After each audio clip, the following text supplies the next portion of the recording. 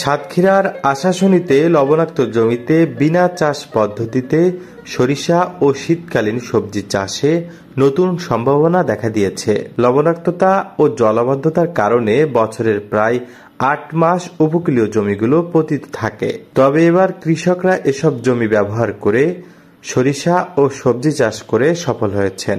উপকূলীয় এলাকায় সাধারণত আমন ধান ছাড়া অন্য কোনো ফসল চাষে তেমন উদ্যোগ নেওয়া হয় না। তবে এবার বেসরকারি উন্নয়ন সংস্থা উন্নয়ন প্রচেষ্টা PKSF এর আর্থিক সহায়তায় RMTB প্রকল্পের মাধ্যমে কৃষককে সরিষা চাষে উদ্বুদ্ধ করেছেন। তাদের বীজ সরবরাহ অন্যান্য উপকরণ দেওয়া হয়েছে।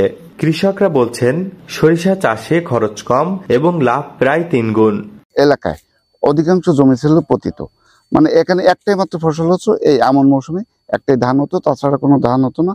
পরবর্তীতে আমরা উন্নয়ন প্রচেষ্টার পক্ষ থেকে বিভিন্ন সদস্যকে গ্রুপ মিটিং এর মাধ্যমে তাদেরকে নতুন নতুন সবজি চাষে উদ্বুদ্ধ করি এবং তারই ধারাবাহিকতায় তারই ধারাবাহিকতায় আমরা একটা সদস্য জমিতে আমরা এখন অবস্থান করছি যে আমাদের যুক্তি পরামর্শে তারা এই ধরনের ফসল চাষ করছে এবং এরকম আমরা প্রায় 500 সদস্যকে এইভাবে আমরা তাদের আত্মস্বাবলম্বী করে তোলার জন্য কৃষিকাজে উদ্বুদ্ধ করছি। আমাদের এখানে সরিষার চাষ ভালো, আগের থেকে অনেক ভালো হয়েছে। জমি আমি 7 বিঘা জমিতে সরিষা চাষ করছি বিনা চাষে, কিন্তু এতে আমার খরচ আনুমানিক 10,000 টাকা।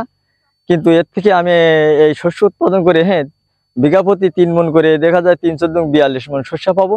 আমাদের এলাকায় আগে এই সবজি চাষ ছিল না, আমি সর্বপ্রথম চাষ করেছি।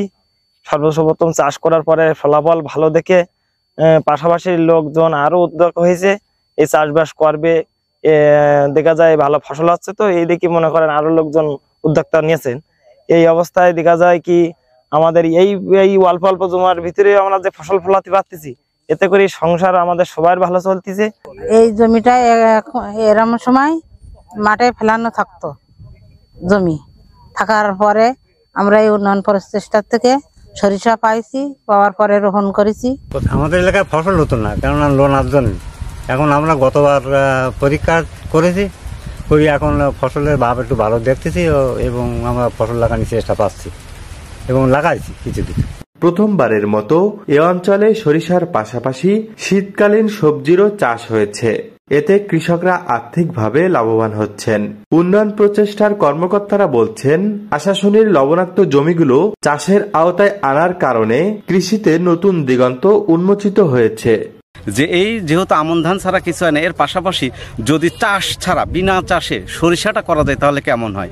তো সেই জমি যেন পড়ে না থাকে, 1 ইঞ্চি জমিও যেন পড়ে না থাকে, সেই ধারাবাহিকতায় কৃষক যেন একটু বাড়তি ফসল পায়, বাড়তি লাভবান হয়, সেই কারণে বাড়ি সরিষা 14কে এবং অর্থাৎ সরিষা চাষকে এলাকার জন্য বেছে নেওয়া হয়েছে। এই উদ্যোগ আরো সম্প্রসারিত হলে সাতক্ষীরার লবণাক্ত জমিতে ভবিষ্যতে কৃষির জন্য আরো সম্ভাবনাময় হয়ে উঠবে।